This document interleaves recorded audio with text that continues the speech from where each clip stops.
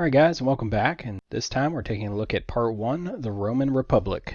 So to begin, we'll talk about the Roman Republic origins, and according to legend, around 753 BC, twins Romulus and Remus, who were the sons of the god Mars, and abandoned and raised by a wolf. They had been found by a local shepherd and brought into civilization, and once they came of age, they had decided to build a city. The two brothers actually had difficulties deciding on where exactly to build their city, and they also quarreled over whose city was better once they began building them. So just to prove a point, Remus had decided to jump over Romulus's wall to prove how weak his city was, and Romulus, not taking it lightly, fatally stabbed his brother to death. Romulus would go on to name his city after himself, Rome. Now the origin of this story was actually written much later, and there's actually a hidden moral to the story, and that really is the idea that the allegiance to Rome itself should always come first, even over family. But over time, this legend would stick. So taking a quick look at a map here, we can actually see Italy and where Rome is. And if we were to zoom into Rome, we would actually see this. So in the center of Rome, the old city of Rome, there is actually a section that is surrounded by what's known as the Seven Hills. Now 6 of these hills are around the outside, and this central hill, Palatine Hill, according to legend is the hill that Romulus had decided to build his city on. Now when we look at the first Roman inhabitants of the area, we know that there was a group known as the Latins that had first settled there, and they had built a settlement on Palatine Hill. The Greeks also began to settle in southern Italy around the same time, around 750 BC, and these cities became prosperous and commercially active, bringing Rome and the rest of Italy into closer contact with the Greek civilization. So just as we had discussed before, whenever there is a powerful city in contact with another culture, those cultural traditions can spread and influence those other cultures. And we obviously see that here in the Roman architecture. So various kings had ordered the construction of Rome's first temples and public centers, and the most famous was known as the Forum, and we can see that here in this picture, or what's left of it. So the last king of Rome was driven from power in 509 BC, and the Romans had declared that they would never again be ruled by a king. Instead, they established what became known as a republic, and this comes from the Latin phrase res publica, which means public affairs.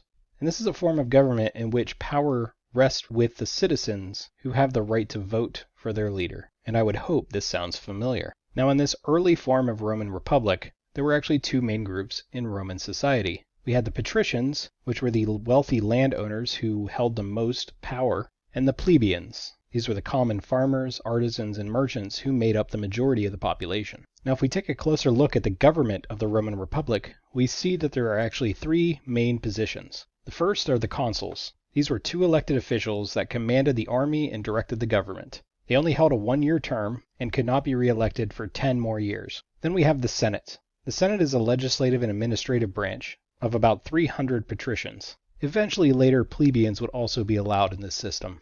But for now, it's just the wealthy landowners. And these senators focused on both foreign and domestic policies. And finally, the third position, which was not there all the time, was known as a dictator. And this position was only held during a time of crisis. So the consuls and the Senate would get together and appoint a leader who had absolute power to make laws and command the army. But they were only allowed to do that for 6 months. And after that term, they were removed from the position. So let's take a look at the Roman army. Now the Roman army would continue to improve throughout the time of the Roman Republic and the Roman Empire. However, those improvements were minimal, and what you see in the picture is your typical Roman soldier. So the Romans placed great value on their military, and all citizens who owned land were actually required to serve in the army. So those seeking public office actually had to perform 10 years of military service. Now a breakdown of the Roman army, we have Roman soldiers, which were organized into large units called legions, and these were made up of about 5,000 heavily armed foot soldiers, also known as infantry. In addition to that, we also had a group of soldiers on horseback, known as the cavalry, which supported each legion. Now these legions were divided into smaller groups called a century. Now it was the organization and fighting skills of this Roman army that were the key factors in Rome's rise to greatness. So using this powerful Roman army, around 265 BC, Romans now had control of nearly all of Italy. As Roman power spread, the conquered settlements would be given the rights of Roman citizenship, except for voting rights. The new citizens and allies became partners in Rome's growth. The policies that were held that allowed these citizens to become Roman citizens led to the success in building this long-lasting empire. So as a benefit, these new citizens would be provided a strong trading network for goods and services, as well as protection by the Roman army. So becoming part of the Roman Republic, or later on the Roman Empire, would generally be welcomed. So as Rome grew in size, so did its commercial network. This provided more raw materials and goods from other lands. Now there were problems with the Roman Republic growing so large. So as Rome continued to grow, it would come into contact with other large and powerful cities, and these cities would interfere with the access to the Mediterranean. One such city was Carthage. Carthage was located on a peninsula on the North African coast, as you can see here. And because of this Roman expansion, we get into the Punic Wars. So these last from about 264 to about 146 BC, where Rome and Carthage fought 3 wars, and I split them up here for you. So the first one, which lasted from 264 to 241 BC, was fought for the control over Sicily in the western Mediterranean. So if we take a look at this map again, we have Sicily here, and the rest of the Mediterranean would also include Corsica and Sardinia, as well as parts of southern Spain, which also controlled the Strait of Gibraltar, or the entrance to the Mediterranean Sea. In this war, Rome was successful and took over Sicily, as well as much of the western Mediterranean. The second war that was fought shortly after, Carthage had some time to recover from the first war and rebuild its army. In 218 BC, a 29-year-old brilliant military strategist named Hannibal, with an army of about 50,000 infantry, 9,000 cavalry, and 60 elephants, followed the coast of the Mediterranean, eventually marching south through Italy in an attempt to take Rome. So we look at this map again. Hannibal would take his massive army around the Mediterranean Sea, up along the northern coast of the Mediterranean, and down towards Rome. Once Hannibal made it through the Alps, which are in northern Italy, and was on his way into Rome, he met heavy resistance and was unsuccessful at taking the city. So Hannibal decided to turn around and return back to Carthage the way he came, and Rome would send an army to Carthage in an attempt to capture the city. So Rome defeats Carthage and Hannibal, and the Roman army returns home.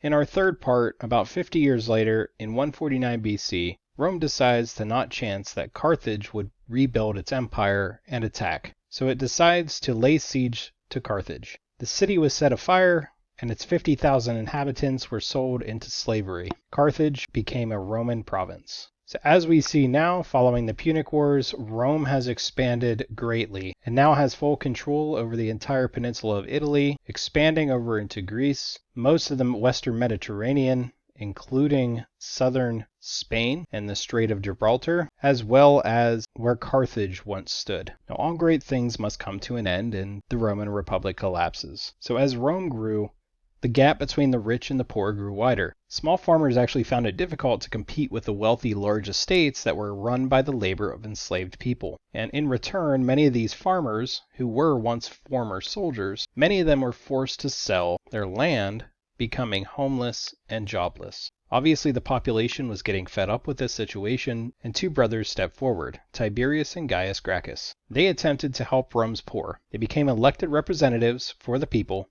known as tribunes, and spoke of taking land from the wealthy and giving to the poor, an early form of Robin Hood. Obviously, the population loved this. The Roman Republic was outraged, and a civil war breaks out. But one thing to keep in mind is that the Roman soldiers would only support the wealthy that paid them. So now was a time in which it was now possible for a military leader, supported by his own troops, to take over by force. In stepped Julius Caesar. So in 60 BC, a military leader named Julius Caesar joins forces with a wealthy landowner named Crassus and a powerful general, Pompey. Caesar is elected consul in 59 BC, and for the next 10 years, these 3 men dominated Rome as a triumvirate. This was a group of 3 rulers. In 58 BC, Caesar stepped down from the consul and appointed himself governor of Gaul, now modern-day France. The problem with this is that the Roman Republic did not have control over this territory. So he decides to lead his legions in a grueling but successful campaign to conquer all of Gaul.